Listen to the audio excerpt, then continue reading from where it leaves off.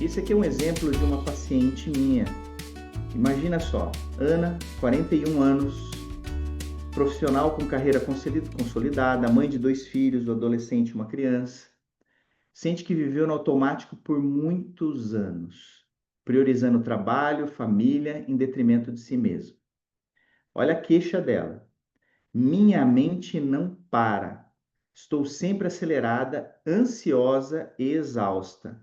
Não me reconheço mais. Né? Alguém já deve ter vivido isso aí, né? Porque isso é muito comum aqui no meu consultório, gente. Começou tudo com o lipedema. O lipedema, ele traz uma exacerbação de todos esses sintomas. E foi onde, como vocês viram, onde tudo começou.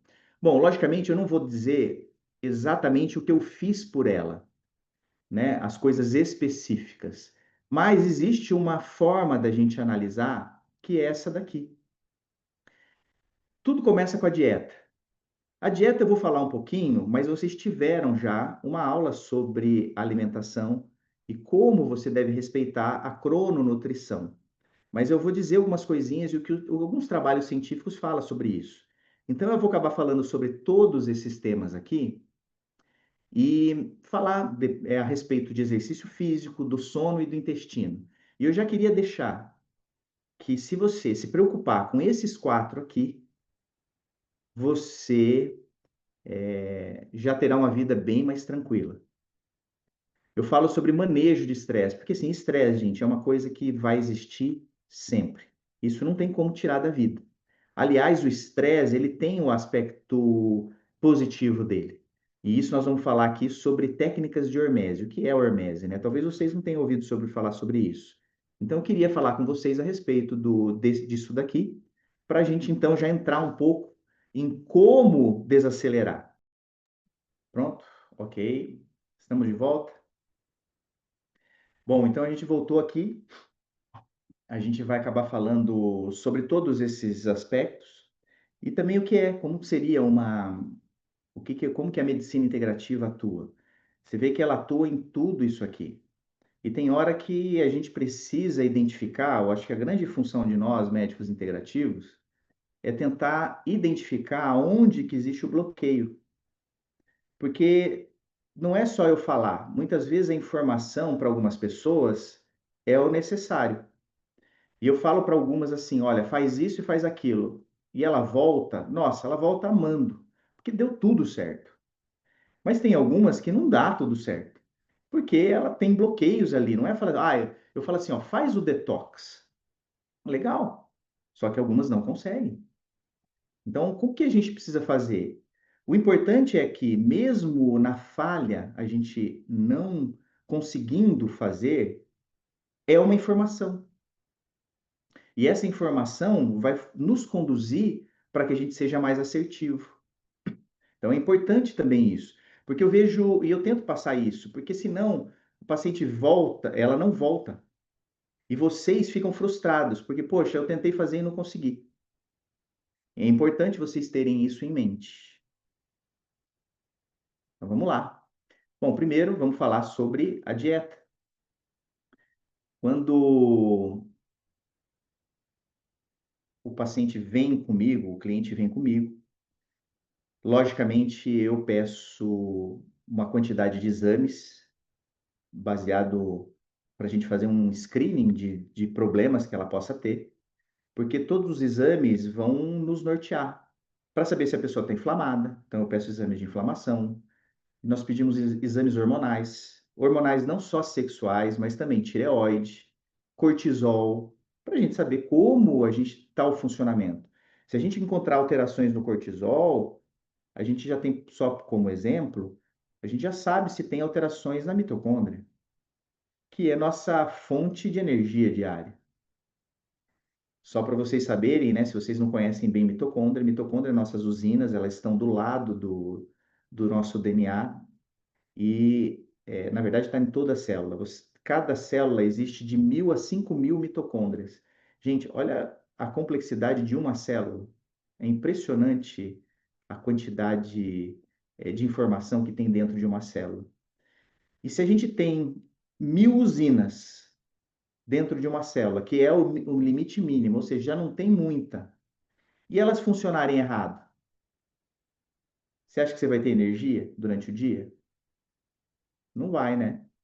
Então, assim, a gente pede os exames, eu peço minerais, vitaminas, a parte, ou seja, toda a parte para a gente poder identificar o problema. E essa é mais uma característica da medicina integrativa, que ela é personalizada. Ela não tem um protocolo.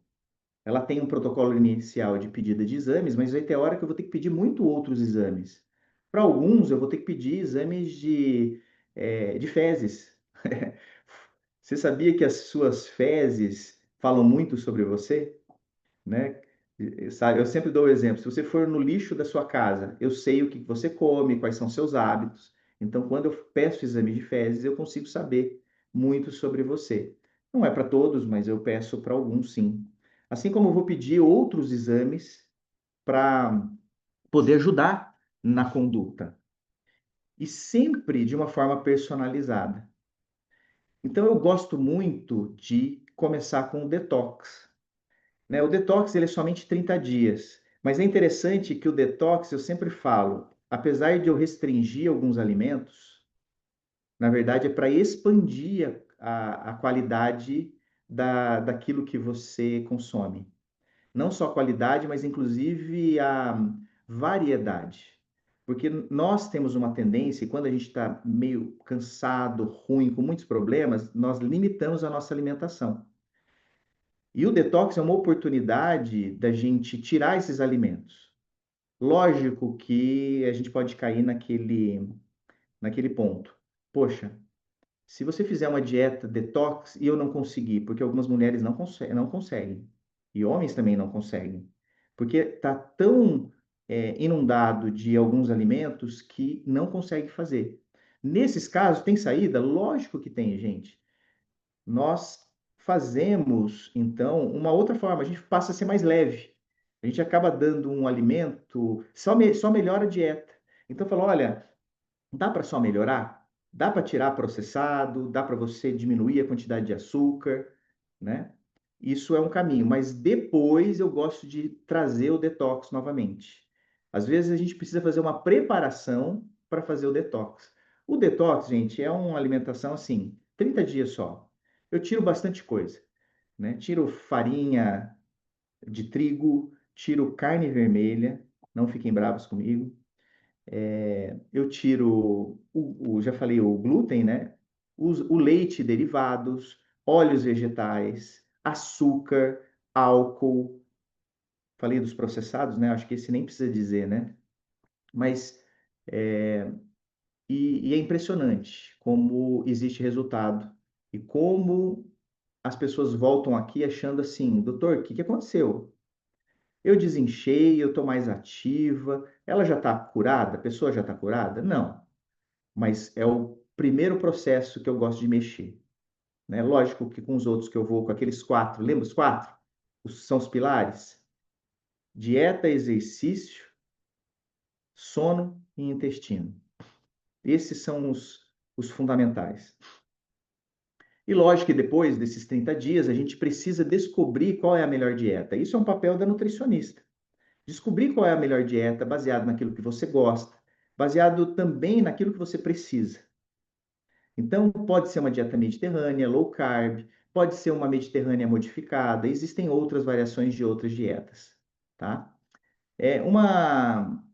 Algo que eu gostaria de dizer é a respeito de jejum, né? Eu não estou falando do jejum intermitente, tá, gente? Estou falando de jejum fisiológico, aquele que todas as pessoas deveriam fazer, o jejum fisiológico, que são 12 horas.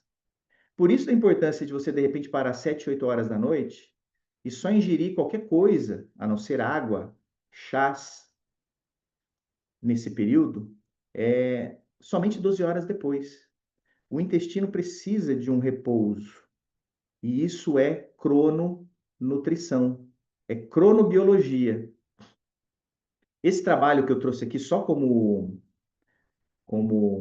exemplo é o impacto da dieta mediterrânea nos sintomas de depressão. Isso aqui além de ser uma revisão sistemática, é uma meta-análise, ou seja, é um trabalho de muito impacto nessa revista aqui, que é uma revista de bom impacto. Então, a dieta mediterrânea, que é baseado, né? Por que Mediterrânea? Porque é na região do Mediterrâneo, ali na Grécia, na Itália, né? Então é muito grão, pouca carne vermelha, as proteínas é frango, ovos, muito peixe, azeite, castanhas, frutas. Isso é uma dieta mediterrânea. Mas, logicamente, uma nutricionista, isso é outra questão da medicina integrativa. A medicina integrativa, ela atua com multiprofissionais. Então, eu preciso de um auxílio de uma nutricionista na equipe. Eu preciso de auxílio de pessoas como a Mari Bocoadi, que possam ajudar na atividade física. Preciso de, muitas vezes, psicólogo estar junto. A terapia cognitiva comportamental é muito eficaz. E, logicamente, eu preciso da minha esposa também, ajudando como instrutora de atenção plena. Bom, vamos falar sobre a importância da atividade física. Olha esse trabalho, que também é uma meta-análise, gente. Ele acabou fazendo qual que era o funcionamento do cérebro em termos de fluxo sanguíneo e função cognitiva fazendo esse exercício. Olha só, melhora no fluxo sanguíneo, aumentar alguns fatores que ajudam a melhorar o neurônio. Mas olha aqui, os dois maiores, neurogênese, criação de novos neurônios, principalmente no hipocampo. O hipocampo é uma área do cérebro que ajuda muito na memória. E olha os efeitos. Efeito do exercício, eu vou ler aqui para vocês, no exercício da cognição. Melhora significativa na função cognitiva geral, especialmente nas funções executivas, que são habilidades de planejamento, resolução de problemas e controle inibitório. Então, não adianta só fazer mindfulness, tem que fazer exercício também. Eu tento fazer uma consulta, gente, que é incentivadora.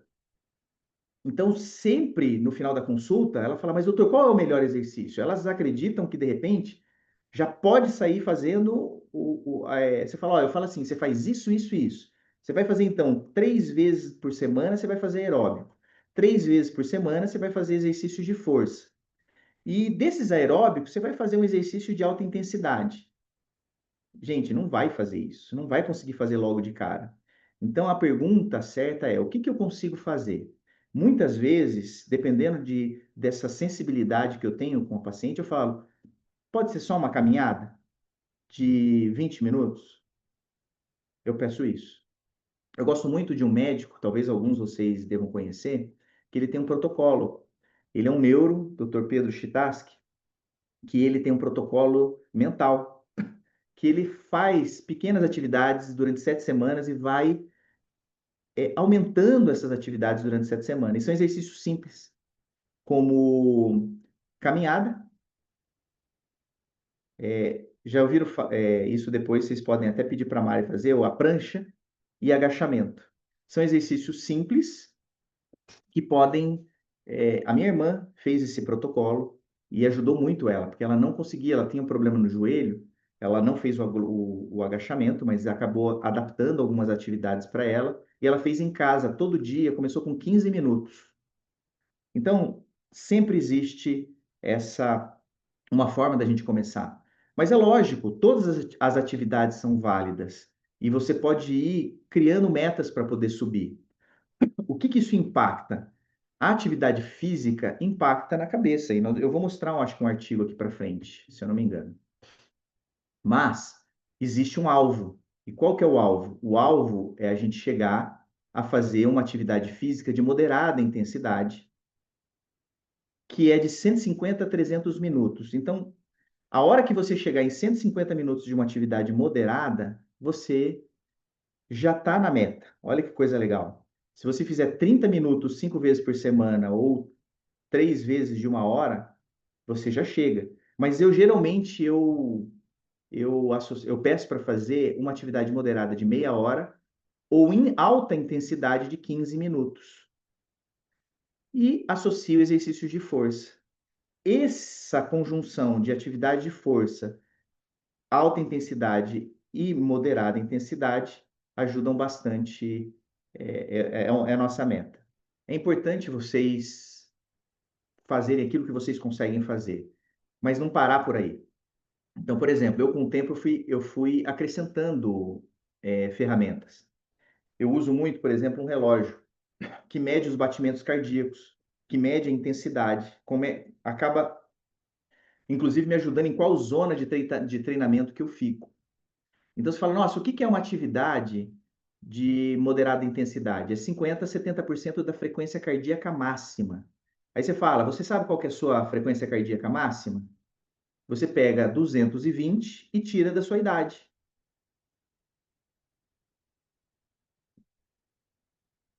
Então, se a gente pegar uma pessoa que tem 40 anos de idade, que é o exemplo da Ana, 40 anos a gente tira 220, sua frequência cardíaca máxima passa a ser 180. Essa é a sua frequência cardíaca máxima. Para começar uma atividade de moderada intensidade, logicamente que a gente não vai, se fizer, já chega ali, então seria 80 já seria. No começo você vai fazer com 80, mas você vai ter que chegar a 70% da sua atividade, da sua frequência cardíaca máxima.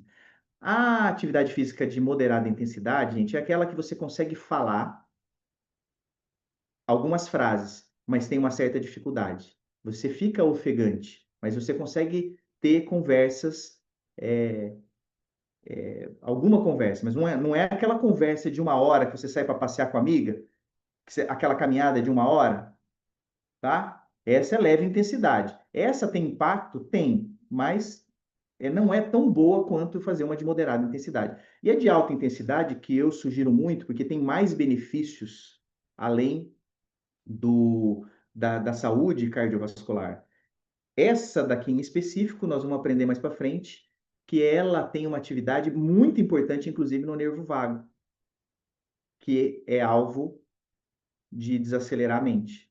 Mas a gente pode chegar. Quando que a gente chega nela? Quando está 70% a 85% da frequência cardíaca máxima. Agora você já sabe, você pode chegar até 85% da sua frequência cardíaca máxima. Lógico que essas atividades, elas não são 15 minutos direto, tá? Existe um protocolo que eu gosto muito do Brian Johnson, que é um grande divulgador da longevidade. É um cara que, inclusive, ele tem vou introduzir um termo novo para vocês, para quem já faz atividade física, sabe, que quem é corredor, que é o pace de corrida. Então, ele tem o menor pace de vida, né?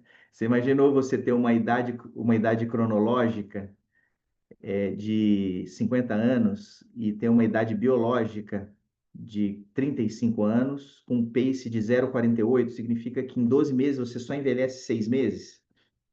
É muito bom, né? Mas ele tem um protocolo que é 4 minutos de atividade física em alta intensidade e 4 minutos descansando. Mas talvez no começo 4 minutos é muito para você. Você pode fazer com 1 minuto e descansar um. É interessante porque lembra que eu estava falando sobre mitocôndria? As mitocôndrias existe uma relação assim, muito íntimo com saúde e longevidade. Os exercícios de força, que é musculação, eu chamo de resistido aqui. Eu estou usando vários termos porque às vezes vocês vão ler em outros lugares e você não sabe. Força, resistido, musculação, exercícios com o próprio peso, que você pode fazer em casa, inclusive. Calistenia, funcional, crossfit. Eu não indico muito crossfit porque ele tem alta chance de lesão. Lógico, se você fizer com um professor, é uma atividade muito boa. E o endurance são exercícios aeróbicos, exercícios que são menos intensidade. E olha que interessante, os exercícios de força, eles melhoram a qualidade de vida. Então você tem que fazer musculação para melhorar a sua qualidade de vida hoje. E esse tipo de exercício ajuda no reparo da mitocôndria, que são suas usinas de energia. Os exercícios de endurance, que são os aeróbicos, de moderada e de alta intensidade, eles já vão trabalhar com você em longevidade. Eles vão fazer também biogênese mitocondrial. O que é biogênese? Vão criar novas mitocôndrias. Ou seja, sua célula, em vez de ter 1.000, vai começar a ter 2.000, 2.000, 3.000 mitocôndrias. Já pensou uma célula muscular tua repleta de mitocôndrias?